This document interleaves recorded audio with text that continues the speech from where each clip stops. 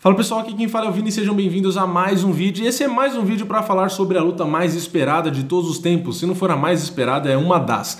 E é o confronto entre o atual campeão peso leve Khabib Nurmagomedov contra o irlandês e primeiro do ranking da categoria peso leve, apesar de não lutar desde 2016, Conor McGregor. Nesse vídeo eu não vou fazer a minha análise pessoal, não vou dar o meu palpite sobre quem vence, porque isso eu já fiz em vários vídeos e já fiz até em live, então eu não vou falar sobre isso. Esse vídeo eu quero me atentar aos dados e aos fatos, aos números oficiais do site do UFC. Então eu vou ler aqui quem é mais alto, quem é mais baixo, qual o cartel de um, qual o cartel do outro, quem bate mais, quem bate menos, quem apanha mais, quem apanha menos, quem derruba mais, quem derruba menos, coisas do tipo. Então, com esses dados, com esses fatos, aí vocês podem deixar aí nos comentários os palpites de vocês, ou mesmo a análise, beleza? Então o intuito desse vídeo é isso, simplesmente trazer aqui os dados e pular essa parte de quando a gente faz uma análise, que a gente ou usa algum dado, ou usa um achismo, ou um feeling, ou qualquer outra coisa que a gente tenta prever, né, um resultado de uma luta. Beleza? Então, antes de começar, já clica no botãozinho vermelho, inscreva-se aqui embaixo e já ativa o sininho para receber os vídeos novos. Tem vídeo novo aqui todo dia e às vezes até mais do que um.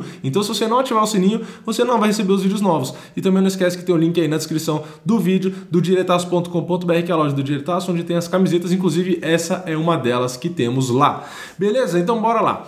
Começando pelo campeão, ele tem o cartel de 26 lutas e 26 vitórias, ou seja, nunca perdeu, nunca empatou e não tem nenhuma luta sem resultado ou no contest, que a gente chama, né? Já do lado do irlandês, a gente tem 24 lutas no cartel dele, sendo 21 vitórias e 3 derrotas. Também não tem nenhum empate, também não tem nenhuma luta sem resultado, nenhum no contest. Das 3 derrotas do Conor, as 3 foram por finalização, então ele foi finalizado as 3 vezes. Ele nunca foi nocauteado e nunca perdeu nenhuma luta por decisão.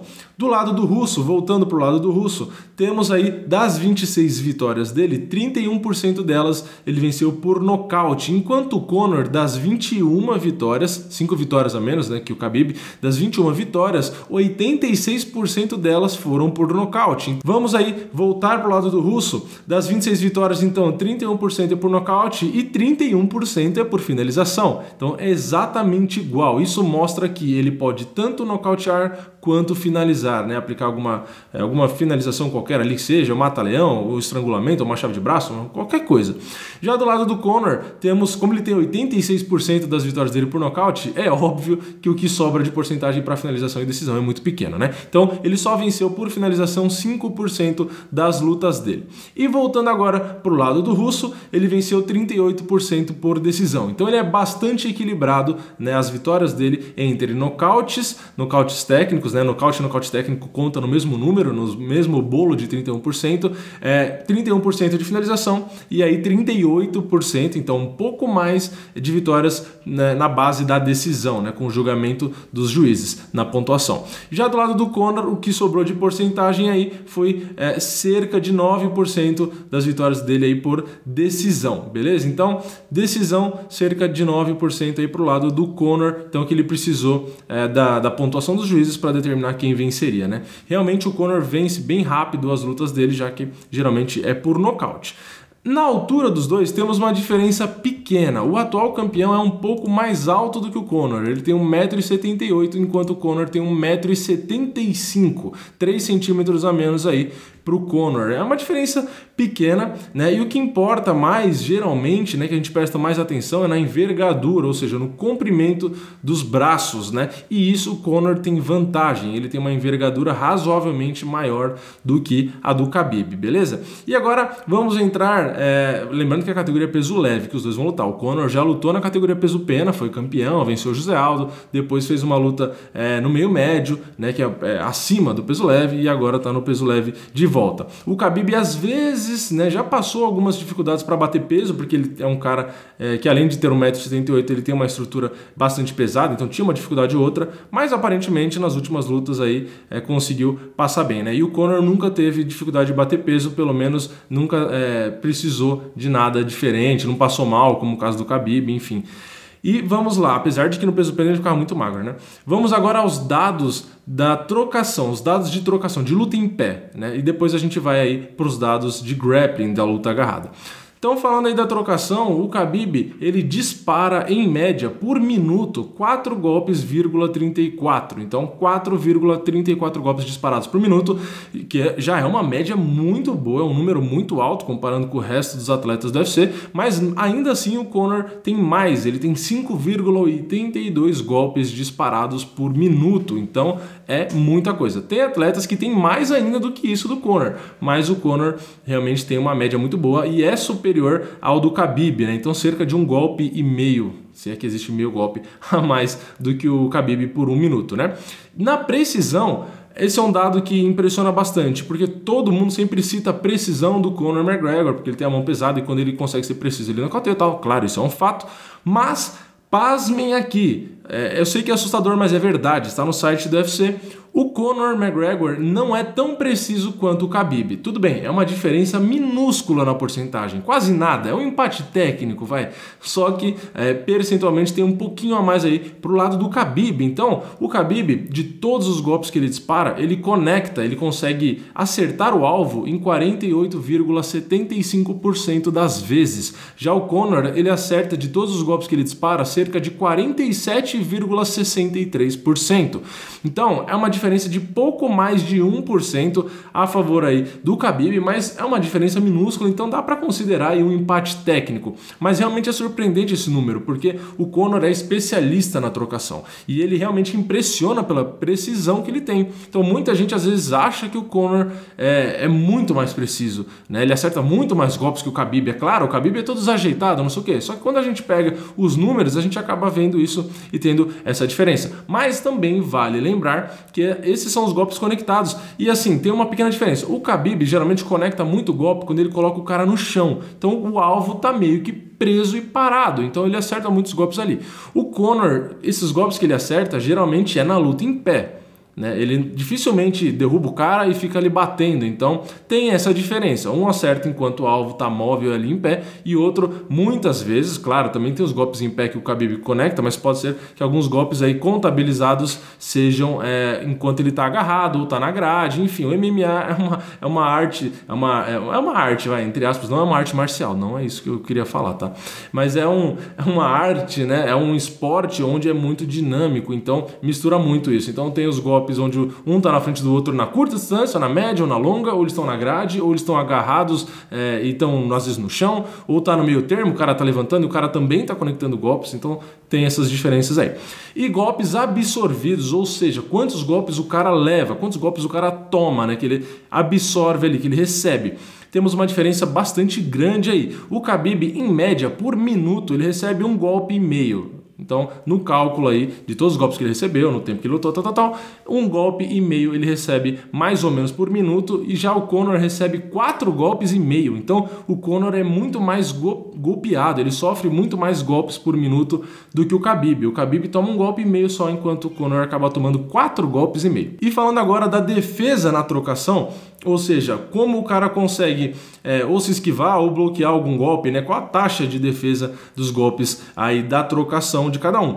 De um lado temos o Khabib com 70,35% de defesa, ou seja, de todos os golpes que ele recebe, ele consegue se defender de 70,35% dos golpes. Então, ou ele bloqueia ali usando a própria guarda com as mãos, ou se é algum chute ele bloqueia ou com a perna, ou se defende e aplica alguma queda logo em seguida. Então, 70,35% de defesa dos golpes em pé. É uma taxa muito alta, é muito absurda. E do outro lado temos aí do Conor 57,27%. Então ele tem cerca aí de 13% a menos de defesa dos golpes em pé do que o Khabib, apesar de ser um especialista da trocação. Então isso também é um número bastante expressivo e importante para a gente analisar a luta como um todo, já que o Conor é muito perigoso na trocação. Do outro lado a gente tem aí o atual campeão que se defende de mais de 70% dos golpes que ele toma. E lembrando, ele é absorve apenas 1,5 golpe por minuto. São números impressionantes porque são dois caras impressionantes, né?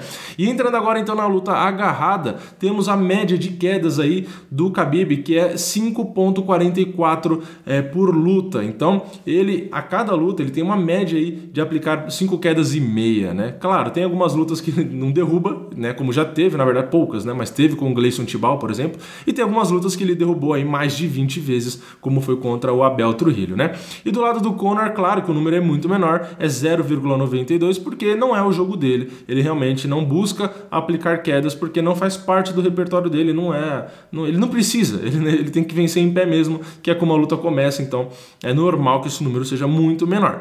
Agora temos a precisão das quedas de cada um. O Conor tem 62,5% de precisão nas quedas, que é maior do que a de 44,95% do Khabib. Mas por quê? Porque o Conor raramente tenta uma queda, né? A gente viu a média de quedas dele aí. E quando ele tenta, geralmente ele consegue, porque justamente ele acaba usando ou quando o cara já sentiu, ou enfim, é raro de usar, então é mais fácil ter a porcentagem mais alta. Já o Khabib, como ele tenta muito mais quedas, ele aplica muito mais quedas, faz parte do jogo dele, ele tem aí 44,95% de precisão nessas quedas, né? E agora, a defesa de quedas, temos 84,62% de precisão na defesa das quedas do lado do Khabib, ou seja, de 100% de todas as tentativas que ele sofre, 84,62% das vezes ele consegue se defender e ficar em pé. Já do lado do Conor temos 73,91%, também é uma taxa muito boa, né? O Conor de todas as tentativas consegue se defender aí de 73,91%.